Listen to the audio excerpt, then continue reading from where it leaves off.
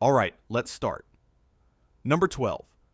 30 Assault Unit, Ian Fleming's Intelligence Commando. In 1942, a Royal Navy commander named Ian Fleming, not yet the novelist the world would come to know, drafted a classified proposal for a unit whose mission was unlike anything in the British military's official doctrine. The unit would not hold ground, not defend positions, and not take prisoners as its primary objective. It would race ahead of the front line, enter enemy territory before the dust had settled, and steal secrets. The Admiralty approved it. 30 Assault Unit was born, and for the next 3 years, it operated in the shadows of every major Allied campaign in the European theater. Fleming served as personal assistant to Director of Naval Intelligence Admiral John Godfrey, which made 30 Assault Unit his operational instrument in all but name. The unit's targets were not soldiers, but knowledge, Enigma-related documents, V-weapon technical files, submarine detection systems, and any fragment of German scientific capability that could be seized before rival Allied agencies or the chaos of battle consumed it. At its peak, the unit numbered approximately 150 personnel, trained for rapid penetration of high-value targets and extraction under fire. They were at Dieppe in 1942, where the raid that cost 3,369 Canadian casualties also included a 30 AU contingent tasked with reaching a specific house in the town to extract German naval intelligence files. They were in North Africa, in Sicily, in Italy. By D-Day +1, June 7, 1944, 30 AU was already moving inland through Normandy toward targets that had been identified months in advance. By the war's end, they had entered Germany itself, recovering documents from the collapsing Reich that were immediately classified and transferred to Naval Intelligence Division files in London. After the German surrender, 30 AU was disbanded, and its operational records were absorbed into the broader Naval Intelligence Archive, where access restrictions ensured they remained beyond public reach for decades. The unit was not officially acknowledged in the immediate post-war years. Individual mission reports have been partially released through the UK National Archives under the ADM and DFE series, but researchers who have examined them report significant gaps, particularly concerning the final weeks of operations inside Germany. Number 11. The Monuments Men's Classified Acquisition Mandate. In June 1943, Allied Forces Headquarters issued a directive establishing the Monuments, Fine Arts, and Archives section, known as the MFAA. The public version of this story is familiar. Approximately 400 officers, drawn from 13 nations, tasked with protecting Europe's cultural heritage from the destruction of war. What the directive also contained, buried in a classified annex from Supreme Headquarters Allied Expeditionary Force, concerned not preservation, but acquisition, and the distinction between those two words would matter enormously in the years that followed. The MFAA's official remit was to identify, protect, and ultimately repatriate works of art and cultural property looted or displaced by the Nazi regime. Officers like Lieutenant George Stout, a conservator from the Fogg Art Museum at Harvard, and James Rorimer, later director of the Metropolitan Museum of Art, brought genuine expertise and genuine dedication to that mission. The unit worked under constant pressure, with minimal resources and the constant interference of a military bureaucracy that considered paintings a low priority compared to the movement of troops and ammunition. The events at Al-Tausi salt mine in May 1945 represent the MFAA at its most effective.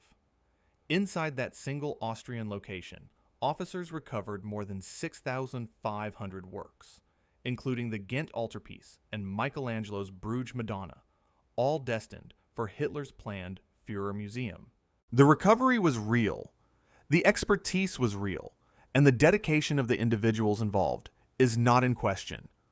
What is in question is what happened to certain items between the moment of recovery and the completion of official inventory, a gap that the Quedlinburg case makes impossible to dismiss. In April 1945, U.S. Army First Lieutenant Joe Tom Meter discovered the Quedlinburg Cathedral treasures in a cave in Thuringia. 9 items of extraordinary medieval significance were in that cache. They did not appear in official recovery records. Matter shipped them home to Whitewright, Texas, where they remained for decades until West German authorities traced them in 1990. Matter had died by then. His family negotiated a sale. The case is documented, confirmed, and available in court records. It is not the only case of its kind. Number 10. Detachment 101, the OSS's erased army in Burma.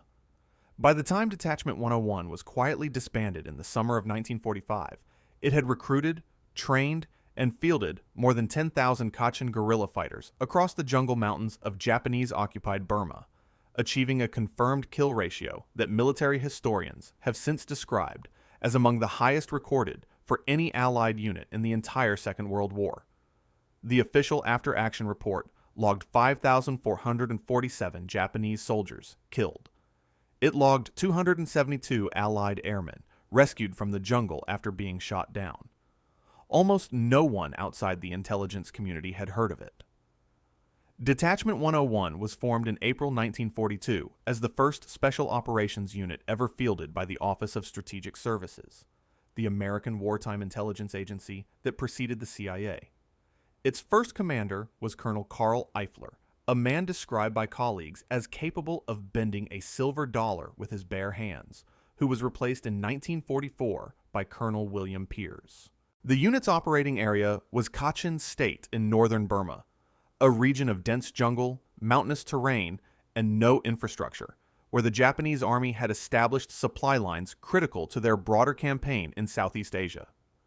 The method was precise. A small number of American officers, never more than 120 at any given time, embedded with Kachin communities who had their own reasons for fighting Japanese occupation.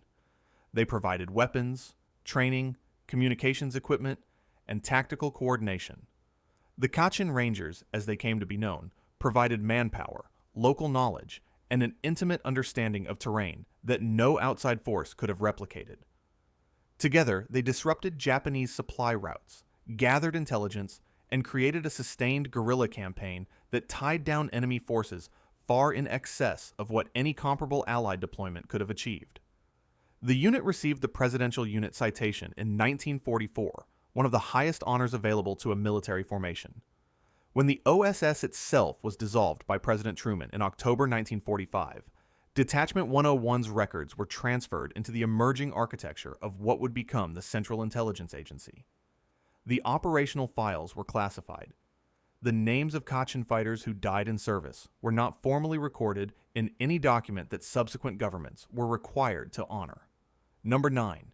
The OSS Morale Operations Branch, the Black Propaganda Bureau. In 1943, the Office of Strategic Services established a division whose entire purpose was to deceive, not clumsily, but with a precision that required institutional resources, detailed knowledge of the enemy, and a deliberate willingness to manufacture reality from scratch.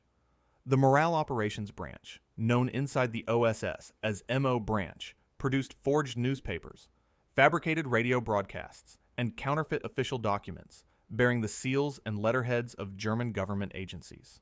It operated under Director Friedrich Oechsner, a former journalist who understood that the most effective lie is the one that looks exactly like the truth.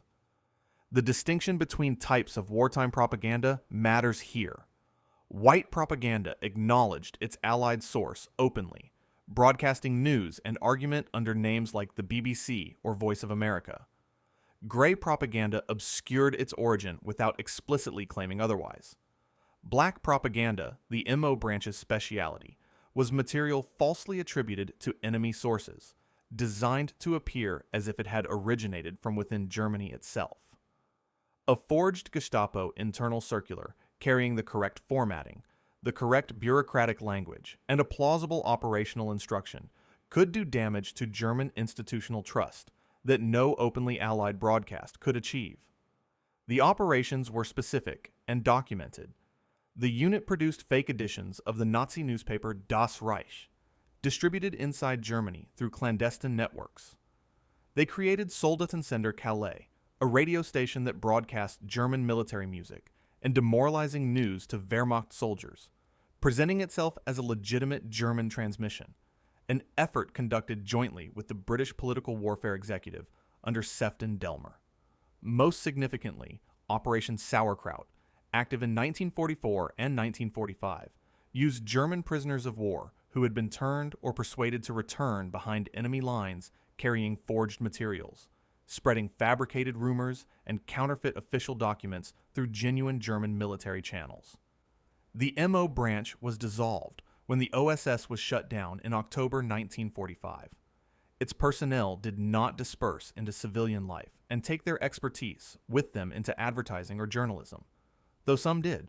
A significant number moved directly into the early Central Intelligence Agency, where the techniques they had refined, manufacturing institutional authority, inserting fabricated documents into trusted channels, building false source networks, became foundational to the agency's psychological warfare programs throughout the Cold War, as documented in records later released through the Church Committee investigations. Number 8. T-Force, the raiders who looted Germany for the Allies. In September 1944, a classified directive from Supreme Headquarters Allied Expeditionary Force authorized the formation of a specialized unit with a mission that did not appear in any public communique about Allied war aims. T-Force, drawing approximately 5,000 personnel from British 30 Corps and American equivalents at its operational peak, was authorized to enter German-held territory ahead of regular combat forces, secure designated targets, and remove their contents before any other authority could reach them. It was not a combat unit in any conventional sense. It was an industrial extraction operation wearing a military uniform. The authority behind T-Force was the Combined Intelligence Objectives Subcommittee, known as CIOS, a joint Anglo-American body that had spent years compiling target lists of German scientific, industrial, and technological assets considered strategically valuable. The list was precise. It included specific laboratories, specific factories, specific filing cabinets in specific buildings. When Allied forces broke through German defenses, T-Force units moved on those targets within hours, before looters, before competing Allied agencies, and before the scientists and engineers who worked there could destroy what they had built. The seizures were real, and their consequences were lasting. At Kiel, T-Force units recovered advanced German submarine technology that informed post-war Allied naval development. At facilities connected to IG Farben, they secured synthetic fuel production research that had been inaccessible to Allied scientists throughout the war. At Telefunken Laboratories, they recovered electronics research. At Peenemünde and associated facilities, they competed with American units for rocket technology that would eventually shape both nations' space programs. In April 1945, T-Force secured the Volkswagen Works at Wolfsburg, handing the British government the keys to what might have become a state-controlled automobile manufacturer. The British declined to develop it, offered it to France, Norway, and the United States, all of whom also declined. It went on to become one of the world's largest car companies. T-Force was disbanded in 1945.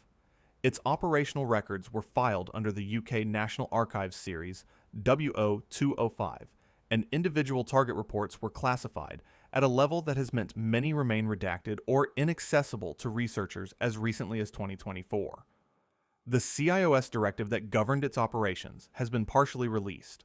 The complete inventory of what was recovered, what was transferred to which agency, and what was removed from the official manifest before.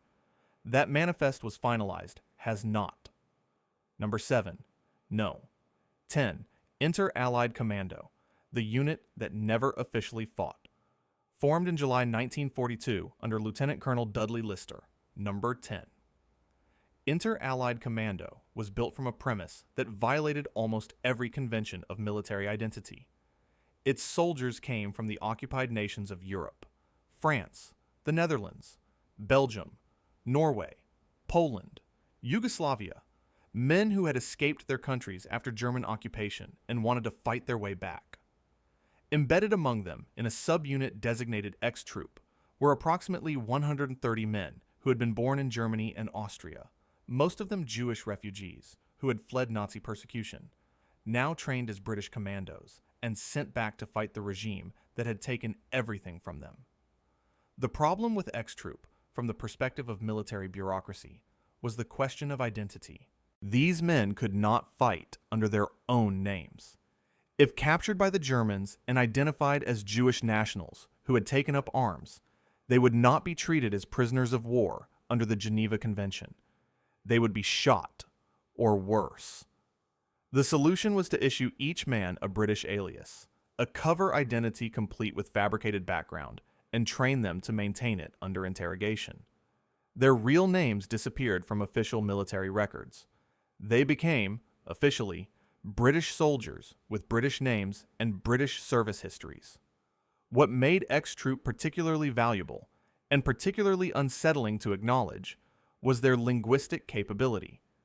These were German-speaking soldiers who could interrogate prisoners at the front line in real time, assess the tactical value of captured documents instantly, and operate behind German lines with a fluency no British-born commando could match. They served at Dieppe in 1942, in the Sicily landings of 1943, on D-Day in June 1944, and at the Rhine crossings in 1945. The intelligence they gathered was attributed to unnamed sources in official reports. Their names, false ones by that point, appear only partially in the surviving record. After the war ended, X-Troop's soldiers faced a problem that the British Army had no mechanism to solve. Their service records listed names they had been assigned, not the names they had been born with. For men who had survived, while family members had not, who wanted their real identities restored to history, the bureaucratic obstacle was significant, and in some cases, permanent. Leah Garrett's 2023 research, published in her account of X-Troop, confirmed that a formal recognition campaign was still active as recently as that year. Number 6.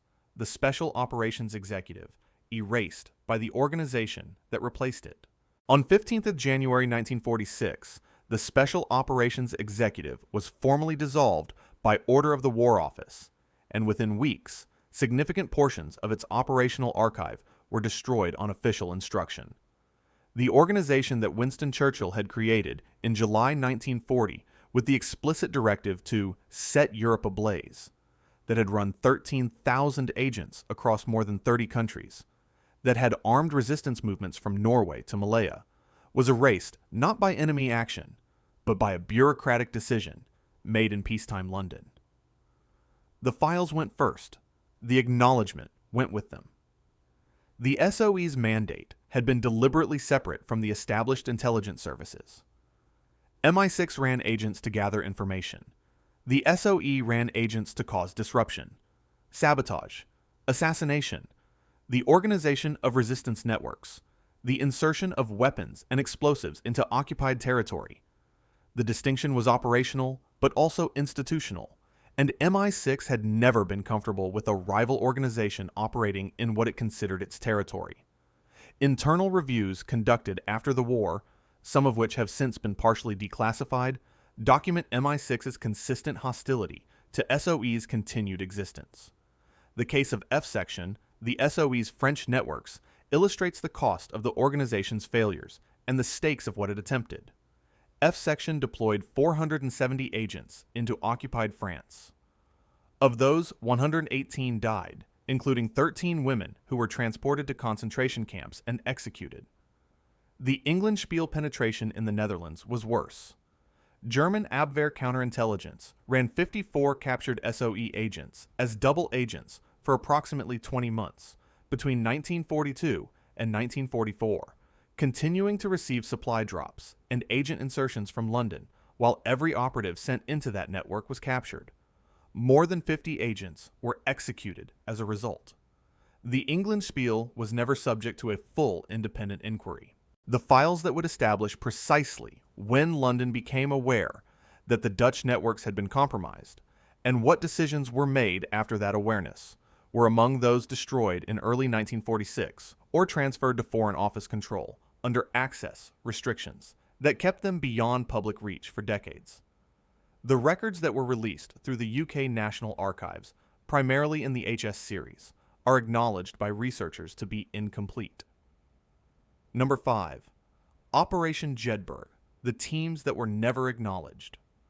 On the night of 5th June 1944, hours before the first Allied soldiers waded onto the beaches of Normandy, teams of 3 men were parachuting into occupied France in the darkness. Each team consisted of 1 American officer, 1 British officer, and 1 French officer, each carrying a radio, weapons, and orders that specified their missions were to be deniable and their identities non-attributable if captured. They were Jedburgh teams, a joint program of the American OSS, the British SOE, and the French Bureau Central de Renseignement et d'Action. They were told the deniability clause was a precaution. It turned out to be a policy. Operation Jedburgh had been in planning since 1943, building on the understanding that the success of any Normandy landing would depend not only on the beaches, but on what happened in the French interior in the hours and days that followed. If German reinforcements could move freely toward the coast, the Allied foothold would be overwhelmed. The Jedburgh team's function was to make that movement as costly and chaotic as possible. Coordinating with French resistance networks to sabotage rail lines, ambush convoys, destroy bridges, and disrupt communications across a wide area behind the German lines. In total, 93 Jedburgh teams were deployed across France, Belgium, and the Netherlands, involving approximately 300 officers plus additional radio operators across the summer and autumn of 1944. Historians studying the campaign have estimated that coordinated sabotage operations attributed to Jedburgh-supported resistance activity disrupted the movement of 6 German divisions that might otherwise have reached Normandy in time to affect the outcome of the landings. That figure is an estimate, not a formally quantified conclusion in any primary source, but the operational reports in NARA's RG-226 OSS records confirm the scale and the systematic nature of what was achieved. The mission records were classified. Individual citations for decorated operations were issued verbally or in documents that were subsequently restricted. When veterans applied for campaign medals or pension credit in the years after the war, some discovered that their classified service appeared nowhere in their official military records. Operations for which they had been orally cited, missions that had directly supported the most consequential Allied operation of the European War, did not exist on paper in a form that any pension board or medals committee was authorized to recognize. Number 4. The Ghost Army, the 23rd Headquarters Special Troops. On 20th January 1944, the United States Army activated a unit of 1,100 men in Washington, D.C., whose weapons were inflatable rubber tanks, paint, and loudspeakers the size of furniture, and whose operational security was so absolute that its members were legally prohibited from speaking about what they had done for more than 50 years after the war ended. The 23rd Headquarters Special Troops conducted 20 separate deception operations across France, Luxembourg, and Germany between June 1944 and the end of the war. They may have shortened the conflict in Europe. The Army classified them before anyone outside a small circle could find out. The unit's composition was unlike any other formation in the American military.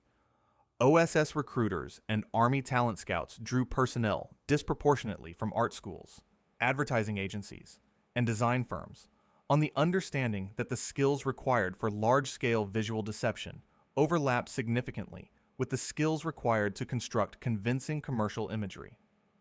Among those who served were the painter Ellsworth Kelly, the fashion designer Bill Blass, and the wildlife artist Arthur Singer. They were artists by training, soldiers by necessity, and deceivers by assignment. The methods were precise and multi-layered. Inflatable rubber tanks, trucks, and artillery pieces could be deployed overnight in positions visible to German aerial reconnaissance, creating the impression of armored formations that did not exist. Sonic deception units broadcast recordings of tank columns and troop movements through speakers powerful enough to be heard miles away, timed to coordinate with visual elements. Radio operators transmitted carefully constructed fake traffic on frequencies the Germans monitored, impersonating entire divisions with a handful of transmitters. In each operation, the goal was to fix German attention on a false location, while real Allied forces moved elsewhere. Operation Viersen, executed in March 1945, represents the unit's most consequential deployment. For several days, 1,100 men successfully impersonated 2 full American divisions, approximately 30,000 soldiers, in a position designed to convince German command that the Rhine crossing would come at a point where it would not. The real crossing succeeded. The deception held. The Army considered the operation successful enough to remain classified for the next 5 decades, during which time the men who conducted it returned to civilian life carrying a secret they were legally obligated not to share. Number 3. SMERSH, the counterintelligence apparatus that rewrote its own history. On 19th April 1943, Joseph Stalin personally signed the order creating SMERSH, a name derived from the Russian phrase Smert Spionam, meaning death to spies. He placed it under his direct command through the People's Commissariat of Defense, deliberately bypassing the NKVD, the existing Soviet security apparatus, which Stalin had reasons not to trust with an organization of this particular mandate.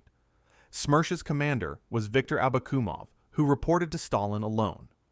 At peak strength, the organization numbered approximately 4,000 officers. Its operational remit extended not only across Soviet territory, but into Allied-held zones in the final stages of the war, where it conducted activities that the British and American governments were aware of and declined to document. SMERSH's primary function was counterintelligence within the Red Army, identifying and eliminating German agents, Soviet collaborators, and any soldier or officer whose loyalty was considered doubtful. In practice, the definition of doubtful was elastic. Soldiers who had been captured by the Germans and subsequently escaped were automatically suspects. Officers whose tactical failures could be reframed as deliberate sabotage were subject to investigation. The organization's files, to the extent that they have been made available since the Soviet collapse, suggest that the boundary between genuine counterintelligence work and the elimination of inconvenient individuals was not consistently maintained. Operation Scherhorn, running from late 1944 into 1945, demonstrated the unit's capability for sustained strategic deception.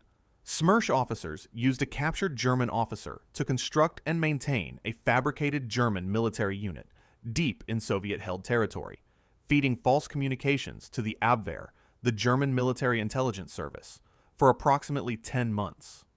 The Abwehr committed resources, including supply drops and agent insertions, to supporting a unit that existed only in SMERSH's operation files. It was patient, methodical work that drained enemy capability without firing a shot. The participation of SMERSH personnel in the forced repatriation of Soviet citizens from Western-held zones in 1945, conducted under the terms agreed at Yalta, involved the processing and transfer of between 2 and 5 million people, with scholarly estimates varying significantly. Many of those returned were sent directly to the Gulag or executed. The operation, known in Western records as Kielhaul, was a joint Allied undertaking that SMERSH personnel participated in on the Soviet receiving end. Western governments that were aware of the destination of those being repatriated did not, in the main, object formally or create records acknowledging what they knew. Number 2. Unit 731, the program that became an asset. In 1949, General Douglas MacArthur, Supreme Commander of Allied powers in Japan, granted full immunity from war crimes prosecution to the commanders and lead scientists of Unit 731, the Imperial Japanese Army's biological warfare program. The grant was made in exchange for exclusive American access to the program's research data. It was made without reference to the Tokyo War Crimes Tribunal then in session, without the knowledge of the other Allied nations who had fought Japan, and in direct contradiction of the principles that had governed the Nuremberg proceedings against German war criminals in the same years. It was then classified. The men who had overseen the deaths of thousands walked free, and the United States government made sure no one found out. Unit 731 operated from 1937 to 1945, based at the Pingfang facility near Harbin in Japanese-occupied Manchuria, under the command of Lieutenant General Shiro Ishii. Its purpose was the development of biological weapons through live human experimentation. The victims, primarily Chinese civilians, Korean conscript workers, and Allied prisoners of war, were referred to in unit documentation by the term maruta, meaning logs. Conservative estimates place the death toll at 3,000. Some historians, working from Japanese military records released after the war, estimate the figure at closer to 12,000. The experiments were specific, documented, and conducted with the methodical attention to detail that characterized the unit's approach to its work. Prisoners were infected with plague, cholera, typhoid, and anthrax to observe disease progression without treatment. Others were subjected to frostbite experiments, placed in freezing temperatures until their limbs were destroyed, then thawed and refrozen to study the results. Vivisection was performed without anesthetic to observe the effects of disease on living organs. Pressure chamber experiments documented the point at which the human body fails under atmospheric extremes. Biological weapons were field tested against Chinese civilian populations, including bubonic plague bombs deployed over Ningbo in 1940 and Changde in 1941, resulting in outbreaks that killed thousands of civilians.